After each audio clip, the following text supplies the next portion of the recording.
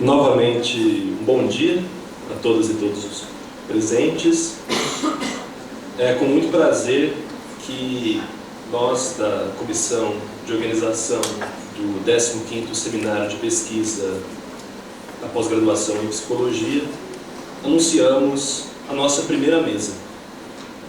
Eu gostaria de chamar para compor essa nossa primeira mesa, esse nosso primeiro momento, após a conferência de abertura do professor Virgílio. Na posição dessa mesa, nós teremos o professor Virgílio, novamente.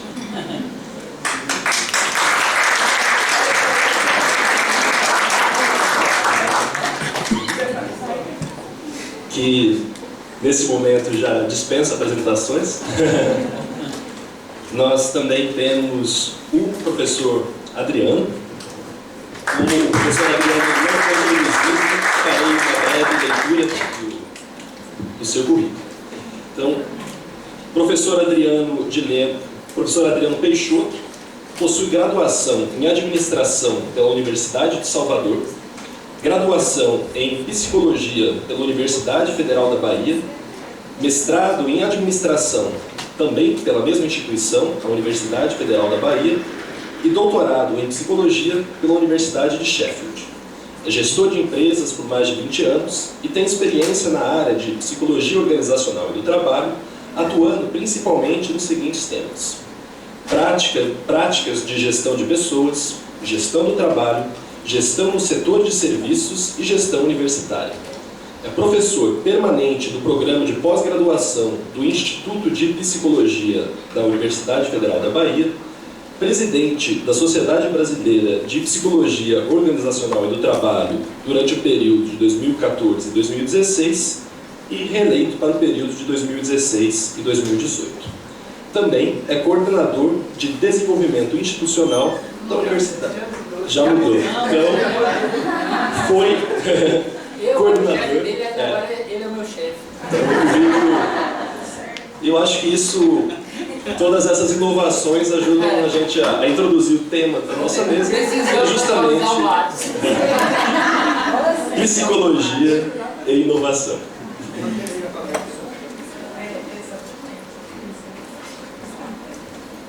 Essa pegar informação para é que eu estava dizendo que eu atualizei o Lattes porque consta no resumo do Lattes que eu sou da CONEP, Nacional de Pesquisa representando as humanidades, e não está liga aí, tirou de algum lugar. Ótimo, ótimo. Então, atualização ao vivo. Também gostaria de convidar para compor a mesa a professora Clarice, coordenadora do nosso curso de pós-graduação. Também já foi entrevistado.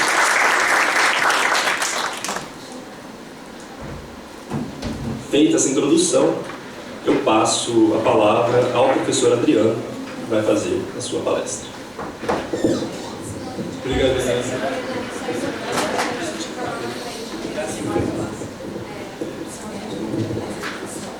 Bom, então é uma grande alegria, né, um prazer enorme estar com vocês nessa manhã de quinta-feira, poder colaborar um pouco com a discussão, com a reflexão, e é sempre um desafio falar depois de Virgílio, né? Tem algumas vantagens e algumas desvantagens. A vantagem é que ele já limpou o terreno, ele já conta exatamente o que é, e como a gente já tem muito tempo trabalhando junto, muito do que ele fala a gente já conhece, a gente veio discutindo no avião o que ia apresentar, o que não ia apresentar. Mas ele fez uma referência na fala dele à ideia de uma avaliação uma ideia mais balanceada da avaliação. Né? E aí eu vou agora romper talvez um pouco isso e empurrar para frente dentro daquela direção do impacto da tecnologia, como ela vai acontecendo, e depois, como ele vem falando na sequência, ele traz de volta a coisa para o eixo. E essa ideia eu acho que, eu estava pensando um pouco antes de começar, eu acho que essa ideia de empurrar para frente vem muito desse lugar que a gente ocupa também na Universidade Federal da Bahia. Né? Virgílio era o superintendente de avaliação e desenvolvimento, com a aposentadoria eu fiquei no lugar dele, mas a gente participa diretamente da gestão. O Virgílio se aposentou e não se aposentou. Se aposentou e continua. É aquele aposentado que continua trabalhando, que também é uma das características do mundo moderno. E a gente vem discutindo muito como é que a universidade se organiza ou se reorganiza para dar conta dos desafios e das transformações desse nosso mundo que está posto hoje aí. E ele fez uma menção na fala dele sobre um momento de transformação, né, que está num momento de mudança. Ele faz depois a referência à ficha da CAPES, mas eu venho dessa ideia de que nós estamos num momento de mudança, de transformação e de aceleração de uma série de processos políticos, econômicos, sociais, que tem como motor a tecnologia. Né? Então, um pouco a partir desse lugar, e eu trago como tema, né, ou pelo menos como o título para essa fala, essa frase, que é uma frase que eu ouvi na conferência da professora Denise, a presidente da CAPES, na fala do Conferência Nacional de Ciência, Tecnologia e Inovação. Então, eu acho que ela é muito emblemática, né? Ela falando justamente do futuro da pós-graduação das universidades do país, ela traz esse elemento. Não é a pós-graduação, na verdade ela fala, não é a universidade que queremos, mas a universidade que a sociedade precisa, e isso fala muito desse movimento de uma universidade viva, interação com o seu contexto, com o seu ambiente, e é disso que se trata o elemento 3, né, o quesito 3 da ficha de avaliação. Então, esse é um pouco o caminho que eu imagino que eu vou tentar seguir aqui com vocês. A primeira parte, eu acho que ela está mais estruturada. A segunda parte, que mistura um pouco com a terceira, ela tende a ser um pouquinho mais caótica, que é um pensamento um pouco mais novo, que eu vim desenvolvendo há um tempo, que com Virgílio a gente escreveu recentemente um capítulo sobre inovação na profissão, a propósito do prêmio do Conselho Federal de Psicologia sobre práticas inovadoras na profissão. Né? O próprio prêmio, a ideia de ter um prêmio de práticas inovadoras, é uma ideia de sinalizar para a comunidade da psicologia de que alguma coisa está acontecendo, que esse mundo está em transformação e que nossas práticas tradicionais talvez já não deem mais conta de enfrentar e resolver os desafios que estão postos.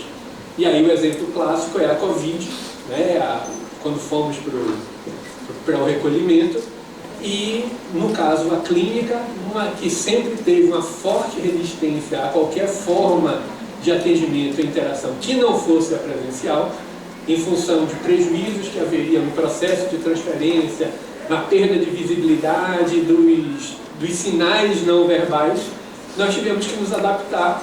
E parece que, passado o período, a adaptação gerou um processo de aprendizado que algumas coisas que nós assumíamos que não eram possíveis, são possíveis. E o atendimento online hoje se tornou uma realidade, né, por vários motivos diferentes e de várias formas. E aí o Prêmio Práticas Inovadoras tem isso. Então, misturar um pouco desses elementos na segunda parte e uma reflexão de como isso impacta na universidade, principalmente a partir desse lugar na gestão. Então, recapitular um pouco a ideia da inovação. Talvez alguns não gostem muito desse conceito, mas inovação é hoje, ou tem já há algum tempo, um elemento central dentro dessa agenda de desenvolvimento econômico e social. Né? Ela tem uma centralidade, ele é um conceito que ele é tomado na economia como um conceito central, e ele está associado a crescimento, melhoria de qualidade de vida, sustentabilidade, solução de problema e competitividade.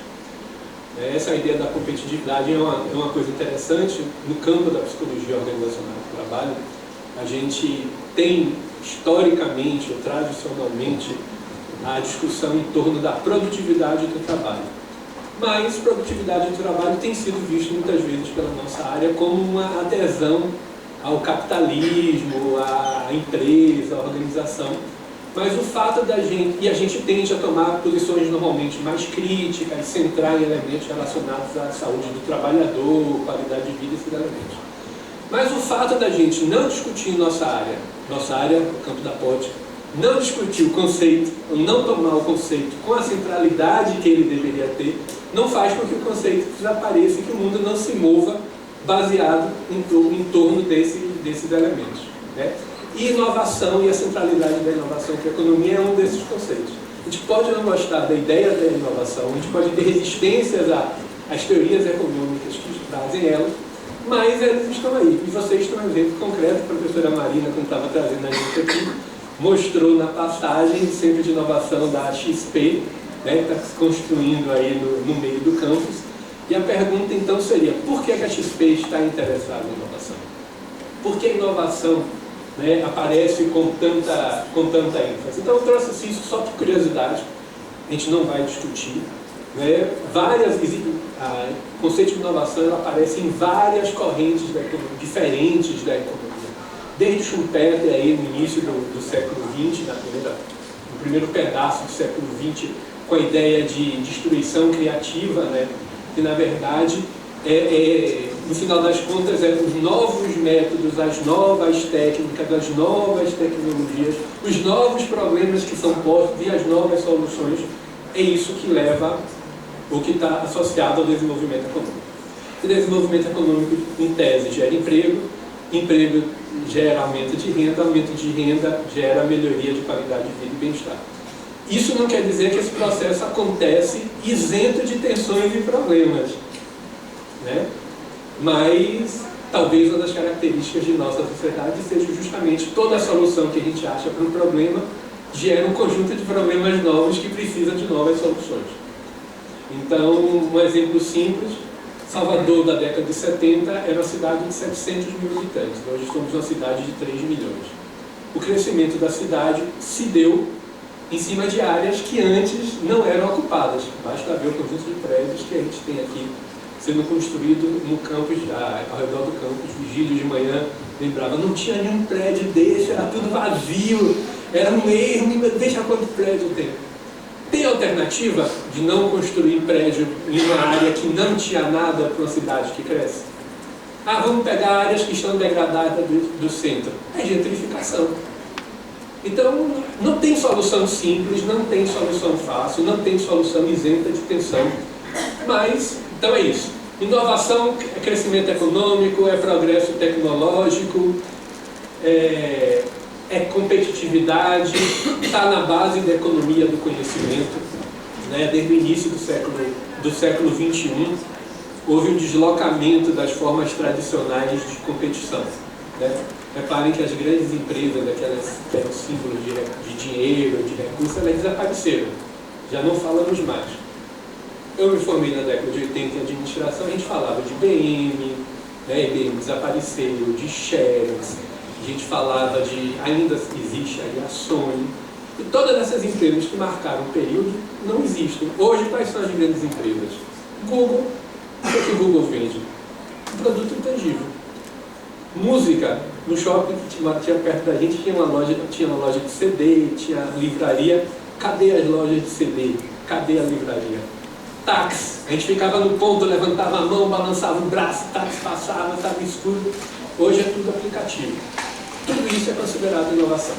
E o motor hoje de desenvolvimento são esses produtos intangíveis que é o importante registrar, que são frutos do conhecimento.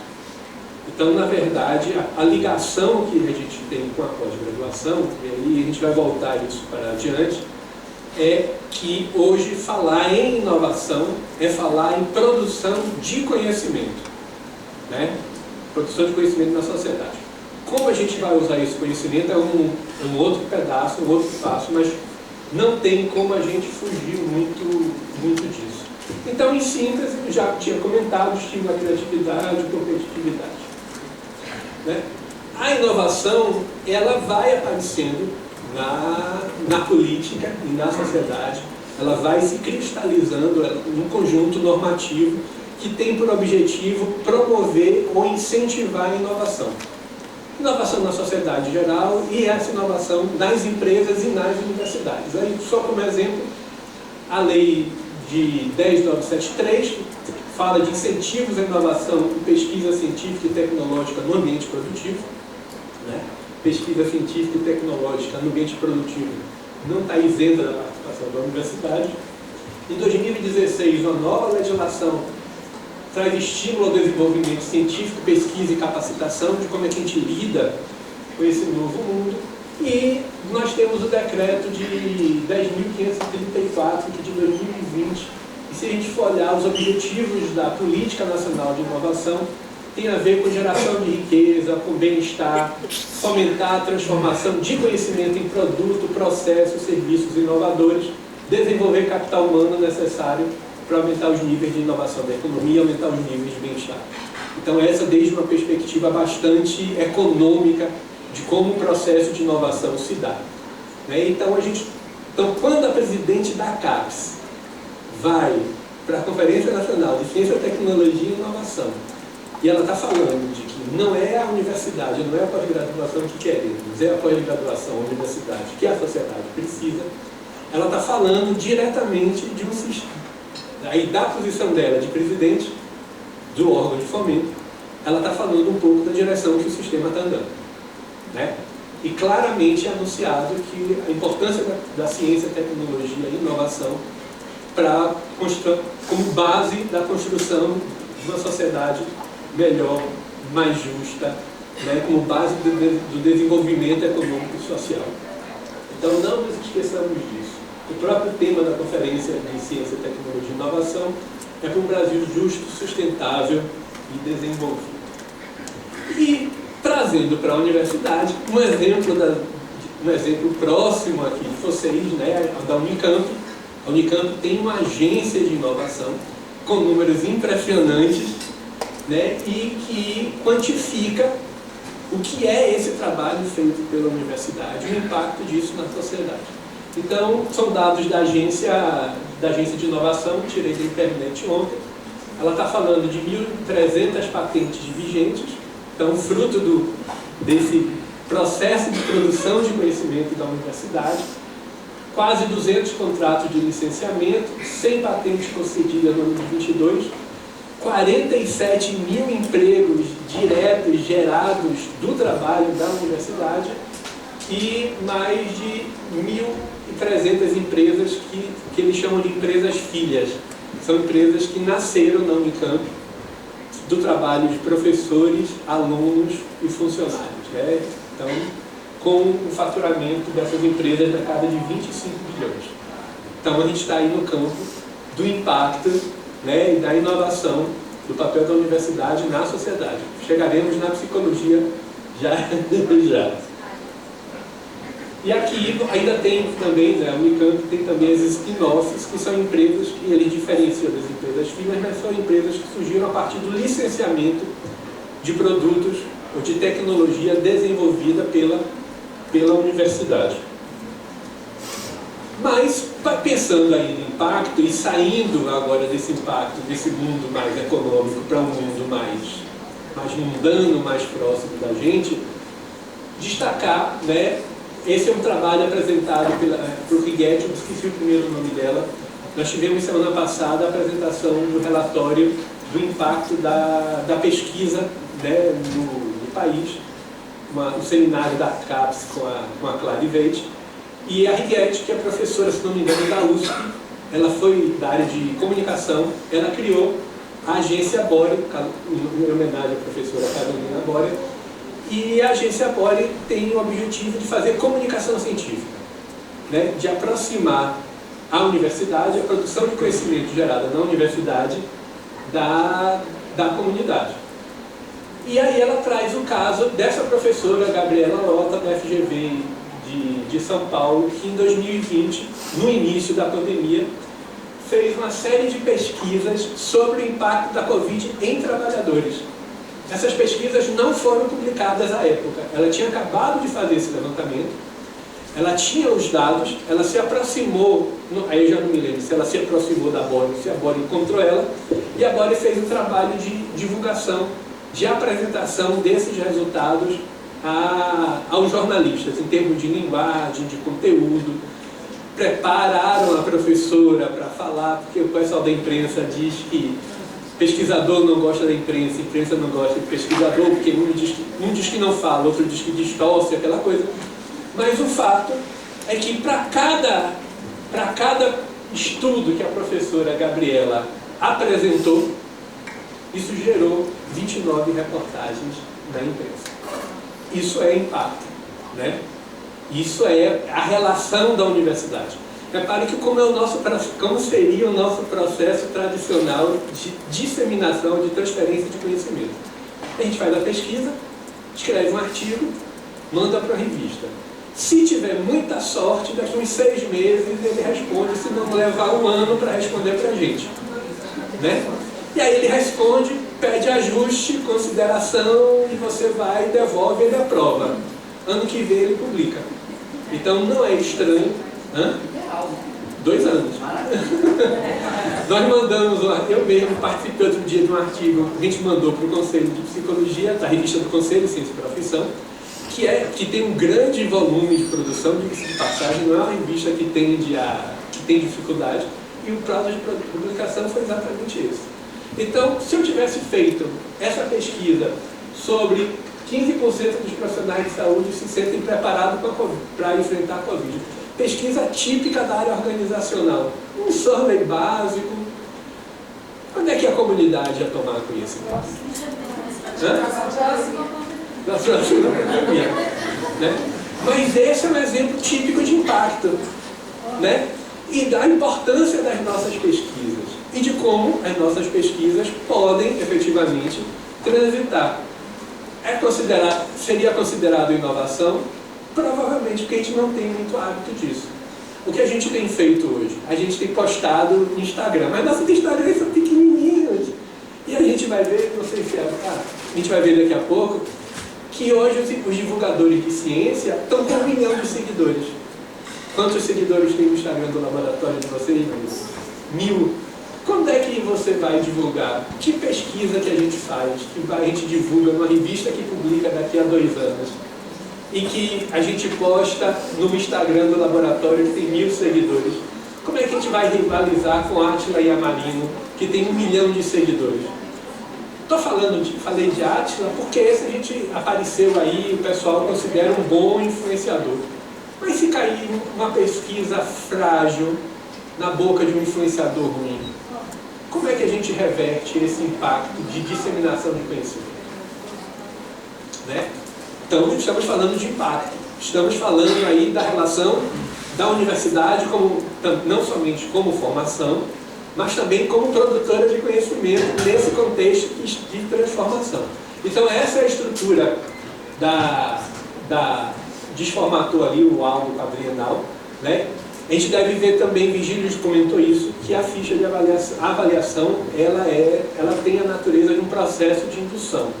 Então, o que a ficha aponta é mais ou menos aquela direção que os programas caminharão. E uma das coisas que já está acontecendo é essa também a apresentação de Thalita Moreira, ela é a coordenadora de processo de suporte e avaliação da CAPES, uma apresentação dela semana passada no seminário da CAPES da Clarivate. Uma das coisas que ela traz, o que ela comenta é o seguinte: a direção do processo de avaliação parece caminhar de uma avaliação mais de processo, né, para uma avaliação de produto. Né? Você tem, porque a parte do processo, a parte da bibliografia, de produção, esses elementos já estavam lá, já estão resolvidos, já estão marcados. Mas agora o que é que parece ser a grande direção? Justamente o impacto, que é o fruto desse processo de formação. Daí porque já se começou a valorizar no período passado, justamente produção com egressos, né, onde é que os egressos estão, e agora vem aí no impacto, né, o próprio impacto, a inovação, internacionalização, não está ali, está faltando a transferência de conhecimento, né, que são os itens que estão sugerindo novos caminhos e nova direção. Então eu espero que dê para ler, quando a gente vê impacto, né, aqui, o que é que está sendo medido e o que é que está sendo avaliado no impacto. A atuação dos egressos, porque faz parte do seu processo de formação. Você forma o egresso, ele está atuando onde, como, por quê, para quê. Houve uma melhoria, né? Tem um professor de economia da Federal acho que é da Paraíba, do Ceará, não me lembro, que ele está avaliando o impacto de egressos a partir do cruzamento de bases públicas. Então ele pega pelo CPF do egresso, ele extrai da RAIS, Relação de Informações Sociais que o governo tem, ele extrai a informação de onde esse egresso está atuando, de qual área, qual é a renda, e aí ele começou a cruzar isso com uma série de bases de dados desses, e você consegue saber em que cidade esse egresso está, quanto ele está, qual é o tipo de área que ele está atuando, qual é a renda que ele tem, qual é o impacto, ele montou empresa, não montou empresa, ele está empregado na área de formação. Então essa é uma forma já também de avaliação. Mas egressos é um elemento, o impacto da produção, a bibliometria, o Virgílio vai explorar isso um pouco mais em detalhe para diante, mas essa é uma parte já conhecida, nós temos aí os nossos falhos, os nossos sistemas, e o impacto econômico, social e cultural, que esse talvez seja o grande elemento, né? Pensar qual é o impacto do curso ou da pós-graduação, e essa parece ser a direção do sistema certo. Um dos elementos que a gente fala pouco, mas que talvez seja um caminho para os cursos das áreas de humanas, é a participação em políticas públicas, né? A pergunta é, tudo bem, nós não temos esse mundo, nós não temos essa relação com empresas, não é a nossa área, não é a nossa característica, mas nossas produções são citadas na formulação de políticas, pelo menos citadas. Nós discutimos, o conhecimento que nós acumulamos em determinadas áreas tem sido utilizado, e isso não é uma tarefa simples. Isso é extremamente difícil. Eu vou dar um exemplo pessoal, né? A gente tem uma pesquisa sobre o impacto da universidade na saúde mental dos estudantes, na graduação. A gente fez uma pesquisa com 8.000 estudantes. Então, em tese, a maior pesquisa numa única universidade nesse tema.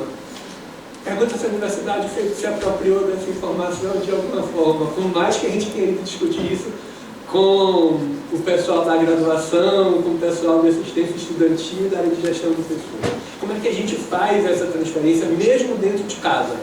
Então, participação em políticas públicas, apoiar startups e spin-offs, receita financeira e pesquisa colaborativa. Né? São, pelo menos, na visão mais geral, o Virgílio vai falar depois dos processos específicos de como a avaliação, como a inovação aparece na área, ele vai tratar um pouco disso. Mas está aí posto, né? A gente não precisa pensar somente em termos econômicos ou financeiros, os desafios são enormes que a nossa sociedade enfrenta hoje. E, com certeza, como o Virgílio fez aquele apanhado na apresentação dele das diversas áreas, né? A gente tem como contribuir com esses elementos, tanto na formação, né? na formação de quadros qualificados, como na produção de conhecimento.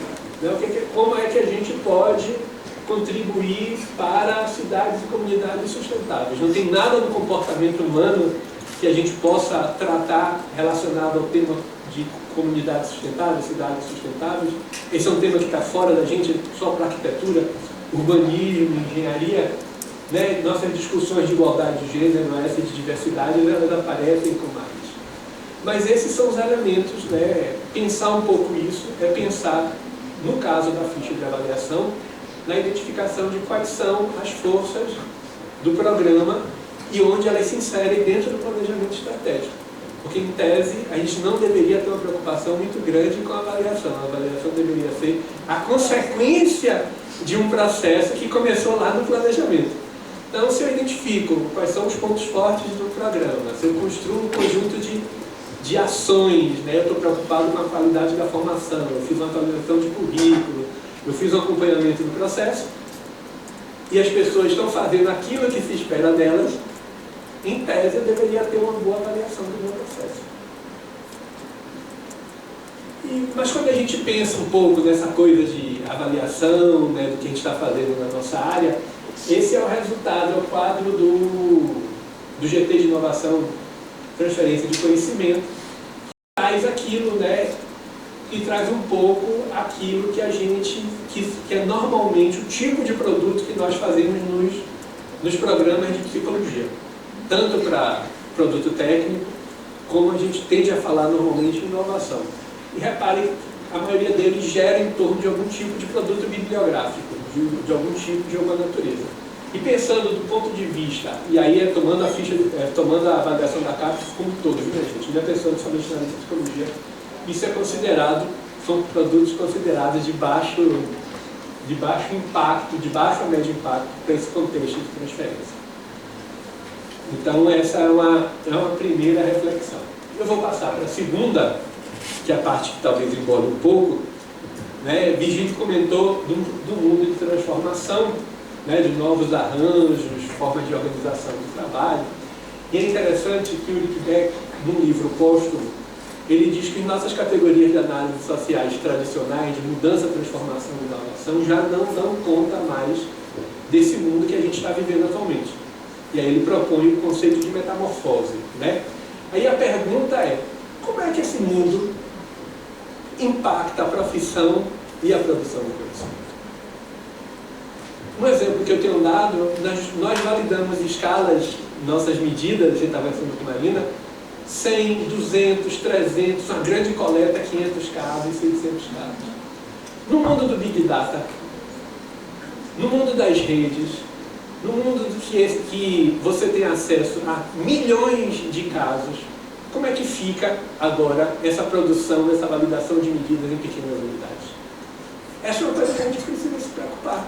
O Facebook está validando escalas de personalidade na base de milhões de casos. O que o escândalo da Cambridge Analytica, que influenciou na eleição de Trump lá atrás, foi em cima de avaliação de perfil psicológico a partir do Facebook e propaganda massiva para um grupo, para um perfil específico, que é aquele povo que fica em cima do muro, que pendeu para um lado, e eles dizem que eles só precisaram mudar, acho que de 50 ou 70 mil respostas, e eles decidiram o curso da eleição americana.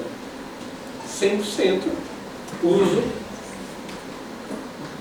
da psicologia para ação política. Mas é esse o mundo que a gente está vivendo. E pensando, então essa é a parte do salto. Então vamos pensar que as profissões, né, então nós estamos num programa de pós-graduação em psicologia, onde a nossa produção de conhecimento não é dissociada da nossa área. Psicologia como uma forma de organização de trabalho, isso é uma tecnologia do século XIX. Né? Nós organizamos o conhecimento em disciplinas, em determinadas estruturas, né, com um espaço e uma reserva de mercado para determinados grupos ocupacionais. Né? Esse grupo, ele se apossa na sua reserva, na sua busca de conquistar uma fatia do mercado, de um conhecimento específico. A medicina tem um conhecimento sobre o corpo, sobre a saúde, o direito sobre as leis, a teologia sobre a alma, e a psicologia não sei exatamente sobre o que, mas está lá. E toda a relação, essa é a parte interessante. A gente tem uma base de conhecimento de natureza científica, né? Lembra? E toda a relação de usuário, cliente, paciente com o profissional ele é um intermediador do conhecimento, do acesso ao conhecimento. O conhecimento está ali, está no livro, está codificado. Eu chego para a Marina, doutora Marina, eu estou sentindo um aperto assim, eu estou me sentindo angustiado, eu estou isso. Marina que teve uma formação, um treinamento, ela acessa aquela base de conhecimento e me dá um diagnóstico. Então esse é o lugar do profissional. E esse conhecimento ele é adquirido na universidade. A gente vem para a universidade para adquirir um conhecimento. Não existe profissão que não passe por universidade. Existem ocupações que não passam por universidade. Mas toda profissão que tem uma base abstrata, que ela se estrutura em cima de conhecimento, ela exige um conjunto de credenciais que são adquiridas na universidade. Não é esse aqui que eu queria ver. Ixi, eu falei, está faltando um. Mas imagine o seguinte, se eu agora, em função da tecnologia, tenho acesso ao conhecimento direto, sem passar por um profissional, o que acontece? E as tecnologias atuais permitem isso. Não chegamos nem na inteligência artificial. Vamos lembrar da Khan Academy, do volume de informação que a gente tem em Facebook, do volume de informação que a gente tem em aplicativo. Eu preciso vir efetivamente para a universidade para adquirir determinados conhecimentos? Não. Né? Então esse passa a ser o nosso problema. E aí, Os autores que discutem, já vou acabar, só 5 minutinhos. Os autores que discutem profissão, eles vão discutindo quem está justamente no fim de uma era, né? Porque você tem uma mudança na maneira de organizar o conhecimento, né? Que está muito movido pela inovação e pela automação, e que você tem aí um conjunto de habilidades novas, né? A gente vê, nós temos as diretrizes curriculares da psicologia, que são recentes, 2 anos, me diz, 2 anos, mas ela não cobre ainda as competências digitais que você já tem trabalhado no referencial europeu mas não da de proteção e segurança, como é que você lida com isso, de como é que você... a questão da segurança de dados, a literácia de dados e coisas do gênero. Então você tem uma nova forma. Quem é o psicólogo hoje que se forma e não tem um Instagram? Onde nós fomos treinados para essa nova forma de comunicação com os usuários? É uma nova competência para o exercício profissional, né? Você pega o seu celular tem um aplicativo de saúde que pergunta a você ao final do dia como você está se sentindo hoje. Ele faz um acompanhamento do seu nível, né, dos seus padrões de saúde mental e qualidade de vida, e ele te dá feedback. Respire, pare, ele te dá uma frase de motivação. Ele pode até questionar se funciona ou não funciona, mas isso aí está acontecendo. E um dos pontos que eu considero mais importantes é como é que a tecnologia está impactando o processo de ensino e aprendizagem na universidade. Eu venho para a pós-graduação e, entre as várias coisas, o que é que eu aprendo a fazer? Eu aprendo a fazer uma revisão de literatura, né? Eu aprendo a construir um projeto de pesquisa com início, meio e fim, como é que eu faço um resumo para apresentar num congresso, uma série de coisas. Mas hoje nós temos a tecnologia alterando de forma radical o processo de aquisição e produção de conhecimento. Tem um monte de exemplo, né? Tem o Research Rabbit, que mostra as interações de rede da revisão de literatura, o Elicit, que ele te dá questões de pesquisa, artigos que te mostram qual é o caminho teórico que 2 artigos têm, tem o Consensus, que trabalha, e tem coisas mais graves hoje acontecendo, que só me toquei do nome ontem, a Sacana ali, que ela está propondo... É uma sacanagem muito grande. Mas a Sacana, ela está propondo um processo de pesquisa completamente automatizado. Desde a formulação até a escrita do papel. Já está disponível, eles aceitam que existem erros, né? Então, mas óbvio, ele constrói o experimento, constrói o aplicativo que faz o experimento a partir de dados, faz a análise e escreve o texto. Entrega tudo pronto. A pergunta é, o que é que eu farei na pós-graduação? A professora Marina me dá um prazo, eu chego no chat GPT, eu escrevo um texto. Eu não quero escrever um texto, minha ética diz que eu não devo escrever um texto. Mas o prazo apertou, eu tenho que entregar, eu tenho estímulo suficiente para fazer. No contexto de pressão, de produção de conhecimento, de métrica, de eu ter que entregar 4 artigos produzidos por 1 ou 10 artigos, quem diz que eu não vou lançar a mão da inteligência artificial? E a gente está vendo já todos os escândalos aí juntando, né?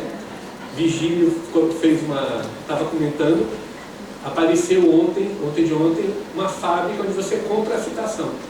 Você compra, você paga, e eles criam um artigo falso e citam você 10 vezes e você infla o seu índice H no Google, né? Então, esse é um exemplo prático meu, nosso, na verdade. Nós estamos escrevendo um artigo. Esse exemplo é de ontem de ontem. Esse é o exemplo de ontem de ontem. É uma análise qualitativa de 22 mil trechos de avaliação de discente pelo docente na universidade. Então, estrutura, uma análise tipicamente qualitativa, né? Que não dá para fazer na mão grande. A gente fez no Iramutec, mas o Iramutec dá um monte de palavras que depois a gente tem que interpretar, a gente não sabe exatamente o que está acontecendo. Então, aí é um pedaço, levou 2 dias isso, viu, minha gente? Sendo que um dia e meio foi aprendendo a fazer o processo de comunicação. Então, ali sou eu. Bom dia, como está o processo de análise qualitativa? Sendo educado com a inteligência artificial. dou bom dia, boa noite, ela responde, ela conversa, né? Para quem não sabe, já tem gente namorando com inteligência artificial, né? Por aí. E aí ela dá análise. Então o que ela fez? Leu e processou o corpus. Ele estava no corpus que a gente trabalhou para fazer análise no Iramutec, então estava todo arrumadinho. Então, o corpus foi totalmente processado, estou categorizando, identifiquei temas, refinei a análise com base no conteúdo. Identificou os subtemas. Os orientantes também falam. Mas a vantagem, ela fez uma análise de sentimento para mim. Eu não faço normalmente. Ela me disse quantos dos meus trechos são positivos, quantos são negativos, me deu a estatística, me organizou o ranking por unidades da universidade. Eu não ia conseguir fazer nunca isso, e eu fiz isso em 2 dias.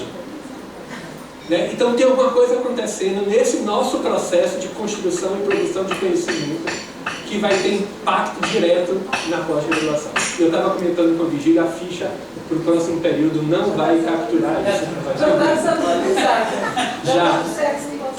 Já. Ah, ela me deu os quotes, ela destaca os quotes para os sentimentos, para as categorias e para as subcategorias. A primeira vez ela me deu do início do texto, eu digo, não, quero trechos representativos de todo o corpus. Aí ela sai refazendo na zona toda, me entregando. Né? Então, se o conhecimento necessitava da expertise de um especialista, aí voltando à coisa do conhecimento, né, do profissional, onde a psicologia, a ciência e profissão, a gente não pode pensar a produção da pós-graduação dissociada da realidade do exercício profissional, pensando isso junto. Se o conhecimento qualificado necessitava de expertise para sua tradução e interpretação, e agora o conhecimento está disponível para qualquer um, porque o Bom Dia Academia Análise é a questão da inteligência artificial, que você se comunica nela agora com linguagem natural. Então o problema não é o que ela faz hoje, é o que ela fará daqui a 3, 4, 5 anos. Né? Isso a baixo custo, qual é o nosso futuro? Então a pergunta é, as profissões estão feridas de morte? A forma de produção de conhecimento na pós-graduação poderá continuar ou continuará no mesmo ritmo que nós fazemos hoje, da mesma forma? Né? Então, se você me perguntar como é que eu traduzi meu último capítulo para um livro em espanhol na Colômbia, para um livro em Portugal em inglês, fica todo no chat. Qualquer Zoom, hoje o Zoom traduz simultaneamente a sua fala em inglês. Que domínio de idiomas eu preciso nesse novo mundo? Tudo bem, eu posso questionar se está certo. A gente discute a qualidade da análise, se a análise está boa, mas quando você olha para a análise, está certo. A gente não consegue ver um erro ali evidente, mas são caminhos que a gente vai precisar lidar. Eu acho que é essa universidade, né, o desafio da universidade que a gente tem pela frente, né, de como agora, e tudo isso é construído em cima de um conhecimento psicológico, de redes neurais, de como o ser humano aprende. Né, então essa é a reflexão, né, para a gente, como é que a gente se insere nesse processo. Não é o planejamento para o mês que vem, não é o planejamento para esse ciclo, mas é a preocupação que a gente precisa ter, já temos esgotado, isso é o comentário que eu fiz, né, o Átila Yamarino ali com 1 milhão de seguidores, a Khan Academy que dá aula de qualquer coisa que a gente quiser e tem lá. Não sei se vocês já viram os tutores em tempo real de inglês, que você fala com inteligência, o avatar para e lhe corrige a fala, corrige a pronúncia. E como é que a gente concilia isso com a presencialidade? Né? A abertura do seminário hoje foi que bom que estamos nos encontrando pela primeira vez depois da pandemia, mas não está fácil a presencialidade na universidade não. Funcionários querem trabalho remoto, professores querem algumas aulas remotas, os alunos têm um monte de estímulo também para dizer que não tem. Então a gente está num momento de transformação e de disrupção. Né? Aí são as citações, um artigo da Nature dizendo que eu comentei, né, como é que você está vendendo citação, e é isso. Antes de botar o e-mail, antes de botar o e-mail, a gente bota no Instagram que a gente responde. Virgínia estava comentando que ele não viu que ele tinha uma conferência porque mandaram e-mail para ele. Ele só responde pelo WhatsApp. Vocês querem falar com ele? Fale pelo WhatsApp. Então, para mim, é ali pelo Instagram. É isso. Não sei se ajuda ou se traz mais tumulto, mas Regina vai falar do processo específico de como a avaliação quadrinal lidou com a ficha de avaliação. Então é isso, gente. Muito obrigado. Desculpe o